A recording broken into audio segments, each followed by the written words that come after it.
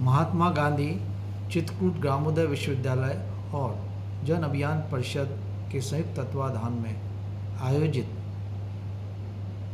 सामाजिक समरसता के साथ विकसित भारत 2047 के संबंध में आयोजित यह कार्यशाला, इसमें उपस्थित अखिल भारतीय सामाजिक समरसता संयोजक माननीय श्यामा प्रसाद जी, परिषद के उपाध्यक्ष पद्मश्री श्री मोहन नागर जी, परिषद के कार्यपालक निर्देशक श्री लाड जी और प्रोफेसर रमेश पांडव सहित समस्त उपस्थिति विद्वत जनों को मेरा सादर नमस्कार। हमारे संयुक्त तत्वाधान में जो सामुदायिक नेतृत्व और सतत विकास के संबंध में 2 पाठ्यक्रम हमारे प्रदेश में बहुत लोकप्रिय हैं और बड़ी लोकप्रियता के साथ ये कंटिन्यूस में छात्रों को शिक्षा दे रहे हैं। ग्रामीण क्षेत्र के खास तौर पे छात्रों को यह शिक्षा दे रहे हैं और लगभग 50,000 छात्र इसमें अध्ययनरत हैं और ये 313 विकास खंडों में ये प्रोग्राम 2 कोर्सेज हमारे पॉपुलर कोर्सेज जारी हैं। एक है masters in social work and दूसरा है ग्रेजुएशन इन सोशल वर्क। इन दोनों विषयों में सामाजिक समरसता एक वैकल्पिक विषय के रूप में रखा गया है।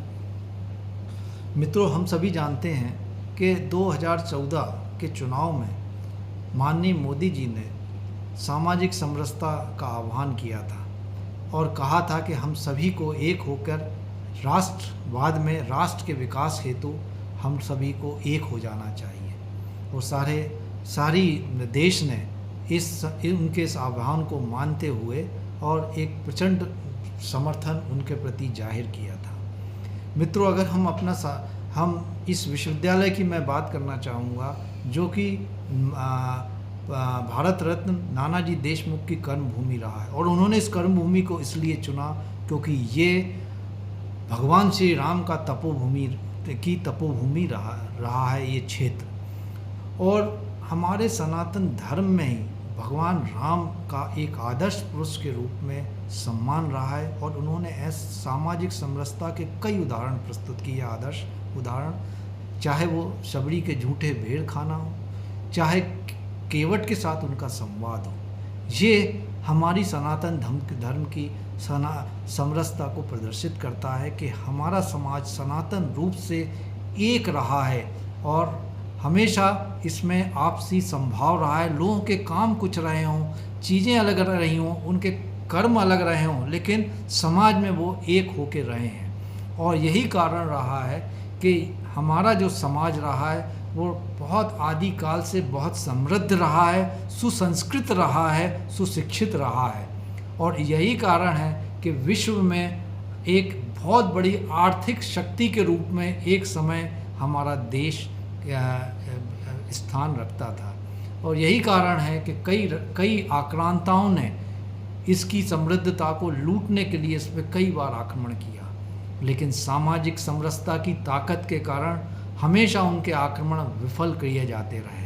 लेकिन समय की धार के साथ साथ धीरे धीरे समरसता में कहीं ना कहीं कोई कमी आई, जिसके कारण आक्रांताओं के आगे हमारा देश ने घुटने टेकना पड़े और कई वर्षों तक हमारे देश को परतंत्रता साबित करना पड़ी।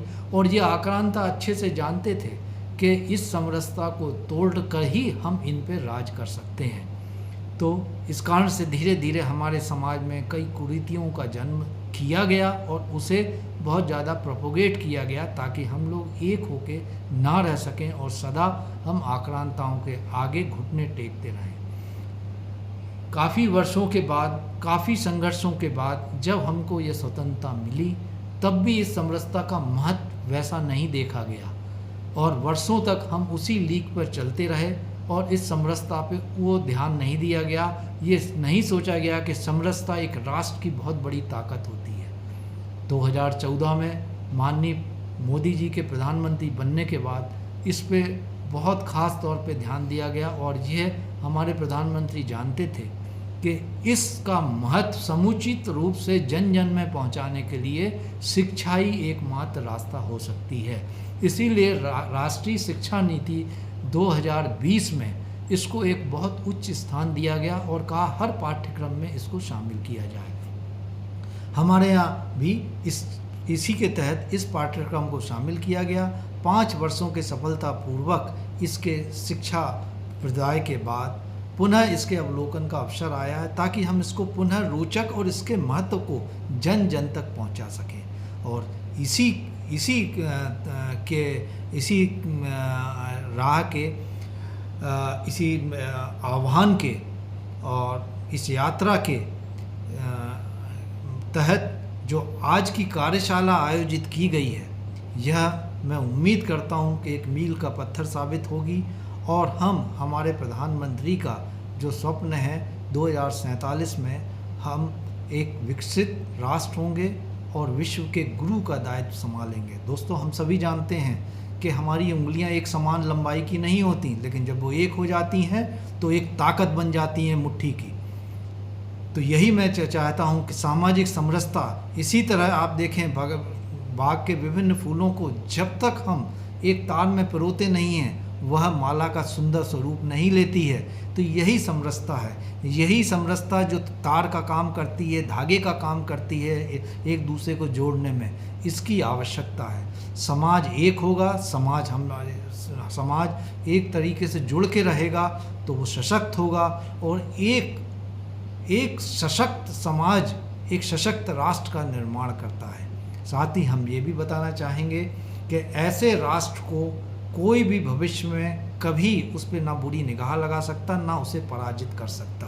तो यह हमारे सनातन धर्म की जो मूल भावना थी और राष्ट्रीय शिक्षा नीति का मूल मंत्र है, जिसके तहत इस विषय के महत्व को जन जन तक पहुंचाने का कार्य शिक्षा के माध्यम से ये दोनों संस्थाओं के तत्वाधान में हो रहा है। मैं समझता हूं कि यह एक बहुत सफल आयोजन है और इसके जो सारगर्भित परिणाम आएंगे उनको हम अपने करिकुलम में पुनः शामिल करके इसको और रोचक बनाएंगे और जन जन तक पहुंचाने की हम लोग प्रयास करेंगे।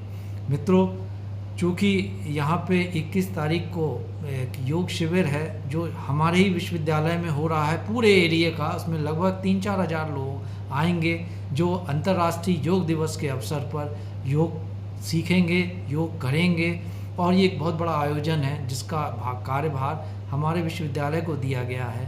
साथ ही 24 तारीख को कुलगुरु के रूप में मेरा प्रथम बोर्ड है, तो उसकी तैयारी के कारण मैं समझता हूं कि मैं एक महत्वपूर्ण बैठक को मैं उपस्थित नहीं हो पा रहा हूं। इसका मुझे बड़ा खेद है, लेकिन मैं आशा करता हूं कि ये बैठक बहुत अधिक सफल होगी। सारगर्भित परिणाम के साथ हमें इस समरसता के इस अभियान में और आगे ले जाने में मददगार साबित होगी, मील का पत्थर साबित होगी। बहुत बहुत धन्यवाद।